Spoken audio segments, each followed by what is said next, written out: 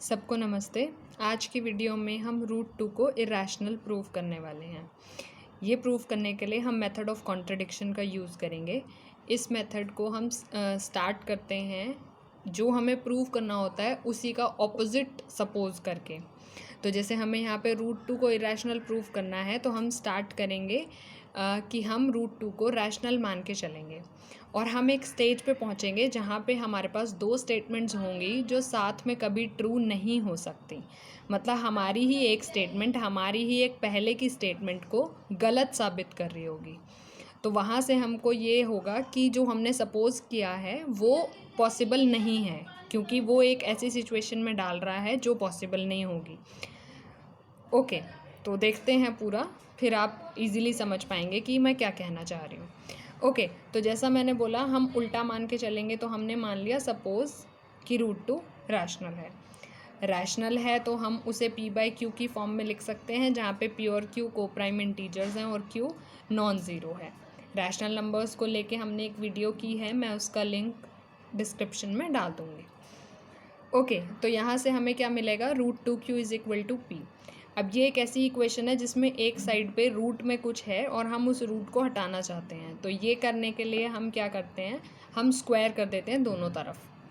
तो squaring both sides करेंगे तो यहाँ पे ये चीज़ आ जाएगी और इस लॉ का यूज़ करते हुए हमें क्या मिल जाएगा, √2 का स्क्वायर हो जाएगा, q का भी स्क्वायर हो जाएगा। तो ये चीज़ हमको मिल जाएगी 2q² = p²। इसे हम इक्वेशन 1 नाम दे रहे हैं, इसका हमें आगे यूज़ करना है। ओके, अब इसका मतलब क्या होगा कि this 2 will divide p², that means remainder 0 आ जाएगा। तो 2 डिवाइड्स p²। देन जब भी ऐसा होता है कि कोई प्राइम नंबर है और वो किसी इंटीजर के स्क्वायर को डिवाइड कर रहा होता है तो वही प्राइम जो है उस इंटीजर को भी डिवाइड करता है। तो यहाँ से हमारे पास आ गया कि 2 डिवाइड्स p, क्योंकि 2 प्राइम है और p कोई इंटीजर है। अब क्योंकि 2p को डिवाइड कर रहा है लिविंग रिमाइंडर 0, तो हम कैसे लिख सकते हैं p को, p = some 2 × m where m is some integer. Okay, जैसा कि मैंने बोला था कि हम इक्वेशन 1 का यूज़ करेंगे, तो वो यूज़ अब हम करेंगे, हम इस वैल्यू को इक्वेशन 1 में पुट करेंगे। ओके, तो पुट करेंगे तो यहाँ पे क्या आ जाएगा, 2q² = p², मीन्स p की जगह पे हमने 2m लिख दिया, तो 2m का स्क्वायर। अगेन वही वाला लॉ यूज़ करके यहाँ पे आ जाएगा 2 का स्क्वायर m का स्क्वायर, तो ये हो जाएगा 4m²। ये 2 डिनोमिनेटर में आ जाएगा तो हमें मिलेगा q² = 2m²। जैसा कि हमने पहले लिखा था, पहले वाली चीज़ के जैसा ही यहाँ पे भी हो जाएगा कि 2 विल डिवाइड q² या 2 डिवाइड्स q²। अगेन q एक इंटीजर है और 2 प्राइम है, तो इससे हमें मिलेगा कि 2q को भी डिवाइड करेगा। तो ऑल इन ऑल हमको क्या चीज़ मिल गई फाइनली, कि 2 जो है वो p को भी डिवाइड करेगा और q को भी डिवाइड करेगा। Now this is the contradiction. कैसे, हमने क्या बोला था कि p और q को प्राइम इंटीजर्स हैं। को प्राइम इंटीजर्स को लेके भी हमने एक वीडियो की है, उसका भी लिंक मैं डिस्क्रिप्शन में दे दूँगी। ओके, तो को प्राइम इंटीजर्स होते हुए उनका कोई कॉमन फैक्टर नहीं हो सकता।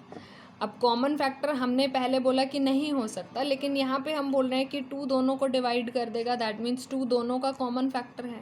तो हमारे पास दो स्टेटमेंट्स आ गई जो कि साथ में ट्रू नहीं हो सकती। तो ये इस चीज़ को हम लिख देते हैं कि दिस इज़ अ कॉन्ट्रडिक्शन, क्योंकि हमारी अब वाली स्टेटमेंट जो है हमारी पहले की ही एक स्टेटमेंट को कॉन्ट्रडिक्ट कर रही है, झूठा प्रूव कर रही है। ओके, तो हमने रीज़न भी लिख दिया कि ये कॉन्ट्रडिक्शन क्यों है और ये आया क्यों, क्योंकि हमने एक ऐसी चीज़ सपोज कर ली थी विच कांट बी ट्रू। तो हमारी जो सपोजिशन थी that √2 is rational, this was wrong and hence √2 is irrational. So I hope this video is helpful for you, and if it is, please like the video, share and subscribe. Thank you.